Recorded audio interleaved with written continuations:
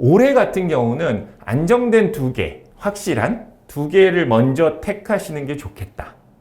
네 개가 변수겠죠. 지금은 리스트를 만들고 두 개의 확실한 것을 기본으로 해서 네 개의 변수를 어떻게 관리할 거냐. 안녕하세요. 허선행입니다.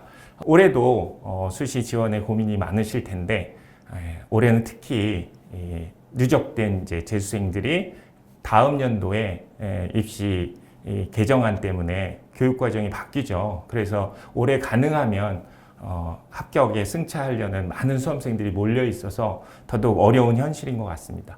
수시에서 기본은 이렇게 보시는 것처럼 수능이 기본입니다. 수능보다 잘 가는 것이 가장 관건인데 수능을 준비 안 한 친구들이 조금 정시 수능 이후에 선택지가 좀 좁아지는 면이 있거든요. 수시는 내가 얼만큼 갈 수 있는 수능 점수 이상의 대학을 가는가, 여기에 포인트가 맞춰져 있어서 현재 정시 지원 가능 대학이 일단 나와야 됩니다. 그런데 정시하고 같은 위상의 굉장히 파워 있는 전형이 있어요. 뭘까요?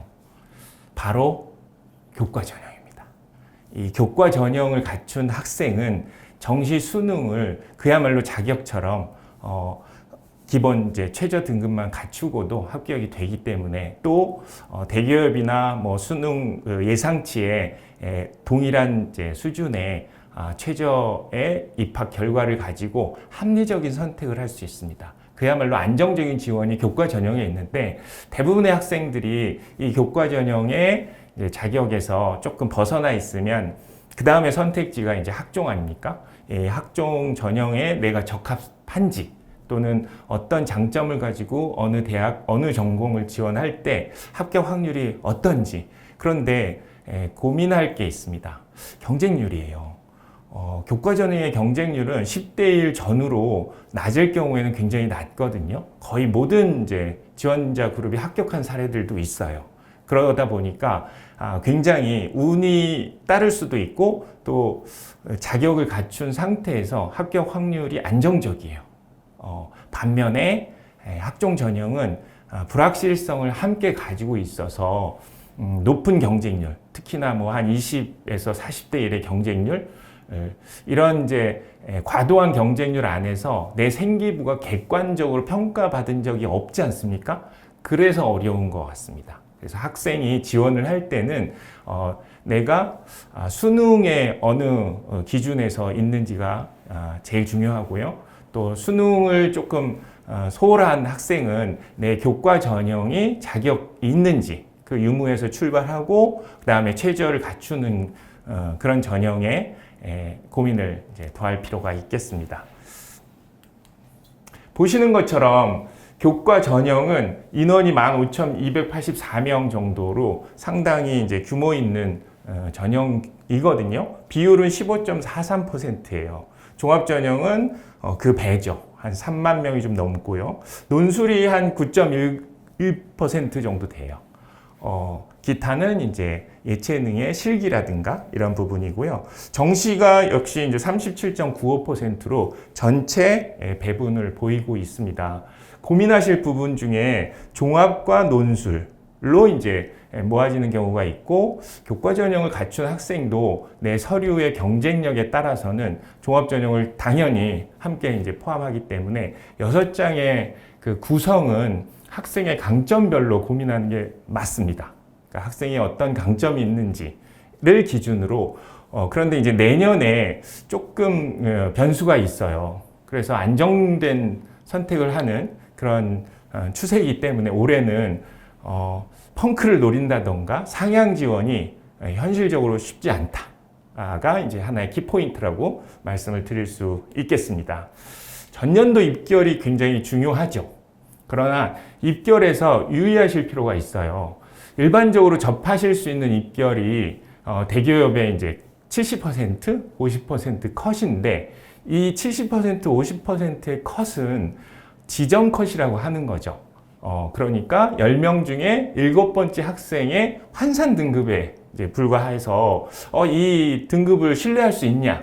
교과 전형은 맞습니다.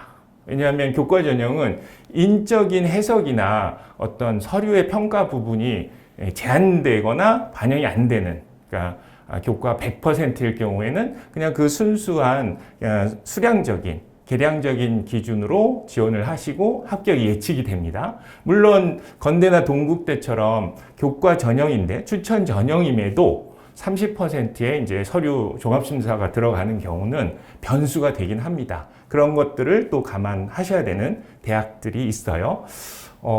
저희가 이제 입결을 대학의 발표를 보시는 게 조금 더 현실적일 수 있어요. 그러니까 대학별 홈페이지에 들어가시면 최저 입결을 보이는 곳도 있고요. 분포도까지 자세하게 안내하는 대학들도 있거든요. 그러니까 대기업 자료만 의존하셔서 합격을 이제 예상하시는 것보다는 대학이 발표한 구체적인 수치와 다양한 이제 분포도 이런 것을 감안하시면 어느 등급대에 최저 합격했다.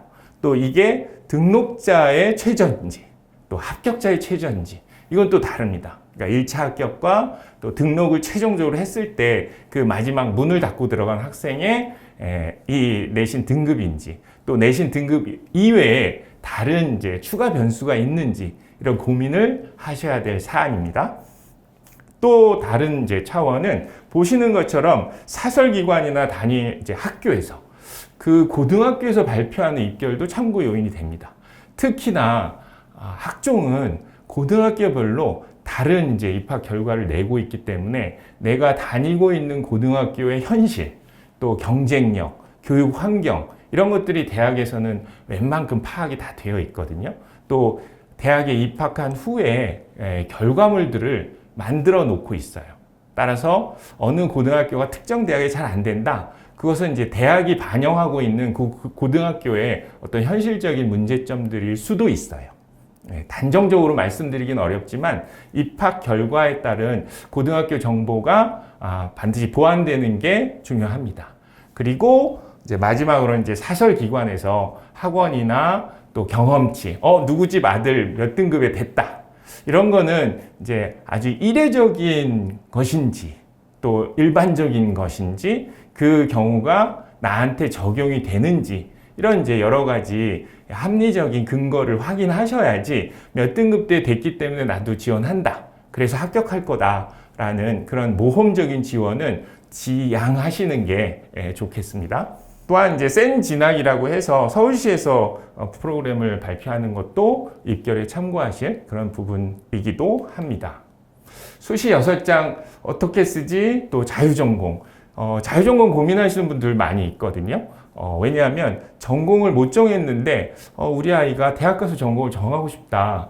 그런데 우리 아이가 그 대학에 한 중간 정도 또는 조금 중하위의 그 전공에 배열이 되어 있다.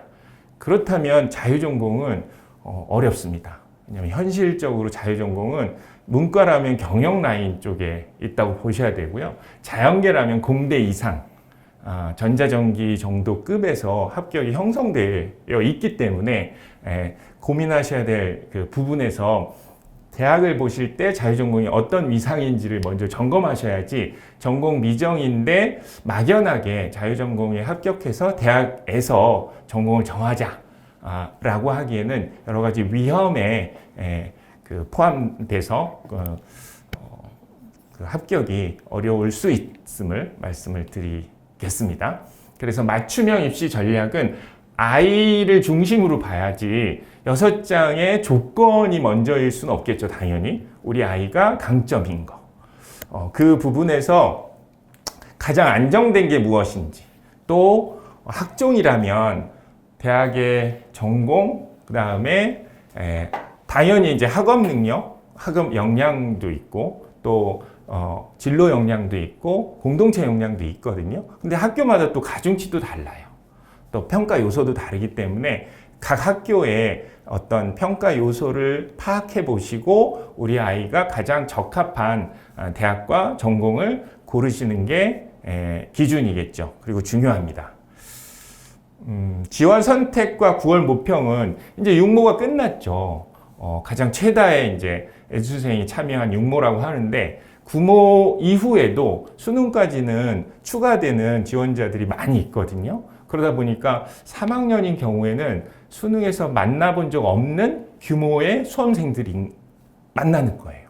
그래서 구모를 보고 나서 성적표가 나오기 전이에요. 가채점 단계에서 원서를 이제 접수하기 때문에 이 가채점이 얼마나 변수가 되느냐. 저의 경우에는 구모의 변수는 아주 제한적이어야 된다고 얘기하거든요. 왜냐하면 수험생이 구모와 수능 간의 연관성에 얼만큼 이제 변화 가능한지, 이게 기복이 심한 친구는 기복 관리를 해야 되는 거지, 구모를 기준으로 원서를 접수하겠다라는 건 오류나 오차 가능성이 높아요. 그러니까 전체적인 수험의 어떤 균형을 감안하시고 구모에서 반영할 대학은 한두 개 정도의 좀 제한된 것이 바람직합니다. 왜냐하면 구모 자체가 수능하고 완전히 밀접한 관계에 있다라고 보시기에는 또 여러 가지 이제 예외를 벗어난 그런 사례들이 많기 때문에 내 기본적인 전략 플러스 한 개 정도를 구모 이후에 결정하자라는 그런 이제 기본 방침 아래서 고민하시는 게 좋겠습니다.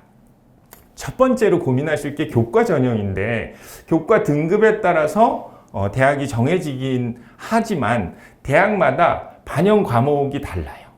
그리고 그것으로 총점을 만들기 때문에 전년도 기준에 변화가 있는지를 먼저 점검하시고 70%의 그 총점에서 내가 환산 점수로 유불리가 어느 정도인지, 안정권인지 한번 지원해 볼 만한 건지, 그래서 입시는 3년을 동시에 비교하시면서 이 정도면 안정권이다. 절대 안정이냐? 그건 이제 별개의 문제죠. 왜냐하면 절대 안정까지는 수능이 정시를 거의 나는 활용할 수 없다. 이럴 때는 이제 최저가 없는 광운대나 상명대가 그렇죠. 하지만 입결은 상당히 높은 편이거든요. 그러다 보니까 최저가 있는 대학으로 교과 전형의 경쟁력을 또 갖추는 게 유리합니다. 학종의 변수는 아무래도 주관적인 해석이 얼만큼 객관화되느냐에 있겠습니다. 그래서 내신, 진로 역량, 심화 탐구 주제, 그것이 선배들의 합격의 사례, 또 우리 학교의 프로그램, 내가 그 진로 선택 과목을 통해서 이쪽의 분야에 탄탄한 탐구 능력을 보여줬다. 그럴 때 지원하는 대학과 합격 사례가 나하고 맞닿아 있는지, 내 생기부만 가지고 주변에 어떤 경험치들 없이 막연한 지원은 제 경험상으로도 합격 사례가 쉽지 않았습니다. 그것은 학종도 지표로는 객관화되어 있긴 하다. 하지만 수험생 군이 객관적인 그런 지표들을 모르기 때문에 주관적인 지원을 하는 걸로 이해하시는 게 좋겠습니다.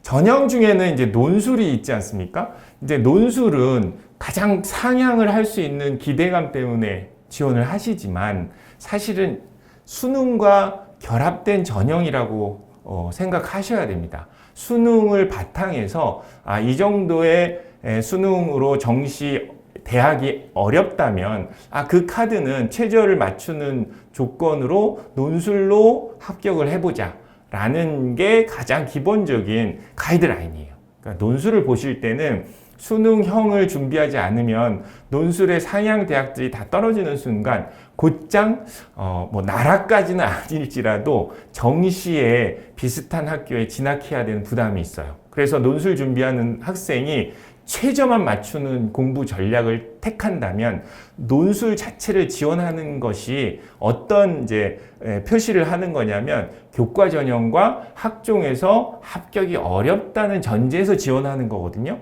따라서 논술에 최저만 갖추고 공부를 한다. 그러면 곧장 재수를 해야 될 수 있는 그런 위험이 동시에 생기는 거죠. 논술이 한 3%의 합격 확률이 있어요. 합격 확률이 3%로 매우 낮아요. 그리고 졸업생이 합격 분포에서 높은 비율을 차지하고 있기 때문에 졸업생 차별을 안 하거든요. 심지어는 이제 50% 이상이 졸업생인 경우도 있어요. 그러니까 논술이 많은 대학들이 수용해서 지금은 논술 선택지가 넓어지긴 했는데 논술이 전략이어야 되냐? 그건 분분합니다. 정시로 가는 길목에서 내가 점수가 더 잘 나왔다. 그러면 이제 논술 시험장에 안 가는 경우도 있고요. 따라서 이 전략적인 카드로 논술을 활용하는 건 바람직하지만 논술을 중심으로만 내가 시험 전략을 세웠다. 그러면 굉장히 위험에 노출되는 그런 수험생이 될 확률이 높습니다. 교과 전형의 반영 방식에 따라서도 전 과목을 반영하는 대학이 있고요. 주요 이제 상위권대가 그렇고요. 상명대는 최저가 없는데 전 과목이 반영되는 면에서 좀 위상이 있는 거고요. 국수형 사과를 반영하는 대학들이 있습니다. 그리고 국수형 자연 계열로 반영하는 대학이 있어요. 예를 들면 홍익대는 계열이에요. 그 위쪽으로는 동국대는 10과목 중심이고 또 건국대는 전 과목이긴 하지만 30%의 서류가 변수이고요. 홍대서부터는 자연계열은 자연계 위주의 반영 교과를 심사하고 인문계는 인문계의 국수형 사 위주의 심사를 한다는 점에서 계열 구분을 한다. 어떤 학생이 내가 사탐을 너무 못하는데 어딜 지원해서 합격할지 모르더라고요. 그런 경우는 자연계열에 속한 학생이면 홍대를 기준으로 대학을 살펴보면 충분히 합격 가능한 그런 이제 경우들이 발견되고요. 또 특정 대학으로는 아주 제한된 과목만 반영해서 내가 평균적으로 생각하는 등급보다 굉장히 유리하게 합격할 수 있어요. 그러니까 교과에서는 다양한 대학의 이제 반영 방식대로 내 생기부를 반영해 보고 유불리를 판단해야 됩니다. 하지만 주의하실 게 있어요. 대부분 면접이 없고 곧장 이제 수시 납치로 되는 경우들이어서 교과 전형에서는 내 수능과 비교했을 때 수능보다 좀 상위에 있는 대학을 지원해서 합격 전략으로 세워야 되겠다라는 것입니다. 상위 일부 과목을 이제 지정하고 있는 학교들이 동국대가 있고요. 학교장 추천 전형으로 있고 가천대 학생부 우수자도 제한된 일부 상위 과목만 반영해서 본인이 알고 있는 평균 등급과는 다른 산출식이 있다. 이렇게 이해하시면 되겠습니다. 일단 저희가 교과, 학종, 논술, 정시 이런 이제 타켓 중에서 내 합격을 가장 유리하게 하는 전형이 무엇이냐? 그럴 때 교과 전형이 수능만큼 안정적이다 라는 말씀을 드리고 두 번째로 학종은 객관적인 지표들을 이해해야 된다. 아까 말씀드린 변수들, 우리 학교의 교육 환경, 또 내 그 생활기록부상의 장점, 그 다음에 진로 역량으로 표시된 부분의 심화 능력, 그 다음에 진로 선택 과목의 배열, 뭐 이런 것을 감안해야 되고요. 또 이제 당연히 내신도 포함해서 학업의 역량 부분이 상당히 많은 이제 부분이 반영이 되니까 내 학업 역량에서 등급도 가장 이제 고려될 사항이고요. 공동체 역량은 실질적인 합격의 변수는 아니기 때문에 그렇게 고민하실 필요는 없겠습니다. 논술 부분은 기출문제를 보시는 게 제일 중요합니다. 논술 학생 이제 사례를 들어보면 혼자서 공부한다거나 또 다양한 대학을 준비하는 경우들이 있어요. 그런데 1학기가 지난 이후에는 내 타켓의 대학 위주로 기출문제가 어떻게 나왔는지 또 학교 영양평가서가 있는데 대부분 다 이제 기출문제의 예시답안을 포함해서 발표를 하고 있거든요. 그래서 영양평가서를 보면 논술에는 참고가 많이 됩니다. 그 출처도 있고 출제 의도도 있고 예시답안을 포함하고 있습니다. 따라서 기출문제 분석하면서 수능에서 내가 어느 정도 최저를 넘어서는 그런 이제 수능 기본적인 준비를 동시에 하면서 논술 대학도 포함한다. 그때 조건이 교과와 학종에서 지원하기 어려울 때 한해서 조금 더 상향할 수 있는 그런 포인트도 있고요. 정시에 수능에 지원할 때 좀 어려운 점수다 할 때 지원할 수 있고요. 수능 이전과 이후를 구분해서 고민을 하셔야 될 부분도 있습니다. 네. 그래서 최종적으로는 수시 지원의 기본형은 올해 같은 경우는 안정된 2개, 확실한 2개를 먼저 택하시는 게 좋겠다. 4개가 변수겠죠. 지금은 리스트를 만들고 2개의 확실한 것을 기본으로 해서 4개의 변수를 어떻게 관리할 거냐. 거기서 이제 조합이 나와야 될 것 같습니다. 그래서 2개를 상향으로 하거나 나머지 2개를 구모 이후에 만약에 모의고사 불안하면 구모 이후에 조정해가는 과정. 그래서 2+4가 기본 모형이 될 거다. 어떤 경우는 이제 3+3일 수도 있겠죠. 그러니까 가장 안정된 그때 검토하실 게 내가 수시 납치에 해당하는 걸 감수할 거냐 또는 정시를 감안했을 때 이 정도면 내가 수긍하겠다. 어떤 경우는 일단 학교에 진학해서 그 다음에 이제 또 다른 경우의 수를 생각하는 그런 전략도 있거든요. 다 이제 모험을 감수하고 재수를 하면서 새롭게 준비를 하는 것보다 안정적인 지원과 합격을 한 이후에 그 다음에 이제 반수를 하는 경우들도 많아서 2카드, 즉 좀 안정된 확실한 2장의 지원을 보면 그 다음에 본인이 4장을 가지고 충분히 위험을 관리할 수도 있고 원하는 상향 카드로 활용할 수도 있고 수능의 어떤 이제 배치를 감안해서 합리적인 선택을 할 수도 있겠습니다. 이상으로 간략하게 말씀을 드리긴 했는데 경우의 수가 워낙 사람만큼 학생만큼 수험생 인구만큼 많죠. 당연합니다. 학생을 중심으로 고민을 하긴 해야 되고요. 또 남은 수험 기간을 반영해서 어떤 성장 과정을 보이고 있는지에 따라서 조금 더 공격적인 지원을 할 수도 있고요. 또 약간 방어적이고 안정된 지원에 방점을 찍을 수도 있겠습니다. 언제든지 필요로 하실 때 결정적 이 순간을 찾아주시면 지원과 합격을 도와드리겠습니다. 감사합니다.